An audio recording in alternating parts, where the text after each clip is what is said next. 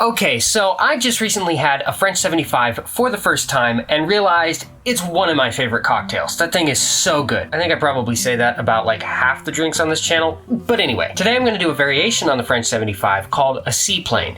Why is it called a Seaplane? I don't know. I have no idea. But I can tell you that the difference between this drink and a regular French 75 is absinthe and orange bitters. So let's check it out.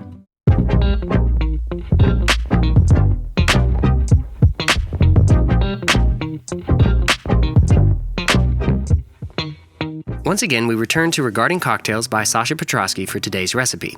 And for once, it actually states clearly who created this recipe, Joseph Schwartz. Now, when making a drink like this, you will radically change the flavor of the drink depending upon the exact brand of gin, absinthe, and orange bitters you choose. For today, I'm using Rainier Mountain Fresh Gin, a classic London dry gin flavor with the added complexity of native huckleberry and spruce. Mephisto Absinthe, a middle-of-the-road, nothing fancy spirit that I use for mixing, and Regan's No. 6 Orange Bitters. Assembly is easy, but I still somehow managed to mess it up. I should have started with 2 dashes of bitters, but I forgot it, so I went straight to half an ounce of simple syrup, half an ounce of fresh lemon juice, and 2 ounces of gin. Shake well with ice. Get your frozen flute and a bottle of champagne ready. Remember that you should have added bitters before adding the ice, so throw a couple dashes in the tin and give it a brief shake. Strain the cocktail into the chilled flute. Remember, you also forgot to rinse the glass with absinthe, so add a dropper full inside the rim, or stop and think about it for just a moment and realize that that doesn't change the final drink at all, and just squirt the absinthe directly into the glass. Top with champagne, and serve.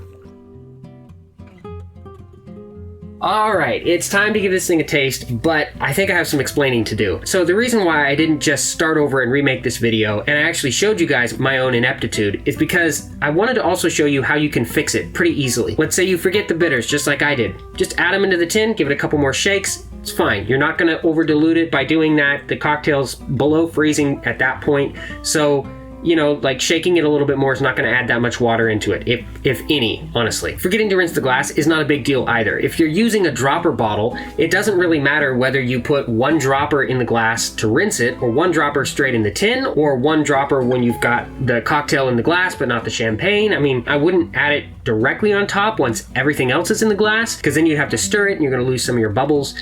But there are several points along the way, if you forget a step, that you can kind of recover, and the drink is going to taste the same. And I think that's the real key here, is that if you forget the order in which things are supposed to happen, it's not necessarily going to ruin your drink. Now that all that's said, I'm going to give this thing a taste, and I'm pretty stoked.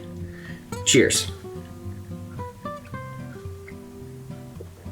Wow, I don't know what to say. That's like so intense. There's a lot more going on in there than a French 75, and I don't think that I would have picked out that there was absinthe and orange bitters in there, because the way they blend with the champagne is pretty seamless. And just to be clear, I don't mean that like they disappear in the drink. What I mean is they become one with the champagne, and it's hard to like separate. I've never experienced absinthe like this in a cocktail before. It doesn't taste licoricey. It doesn't really taste orange. It tastes like a really interesting blend of spices, savory cooking spices, like almost Italian spices, somewhat peppery. There's an extra fruitiness in there, maybe almost like a grapefruit flavor. I'm really trying hard to explain what I'm tasting, and I just don't know that I have a great comparison. It's really unique, and I should say it's also really, really good. I like this a lot. I don't know if you're going to like it just because you like a French 75, because it's actually massively different from a French 75.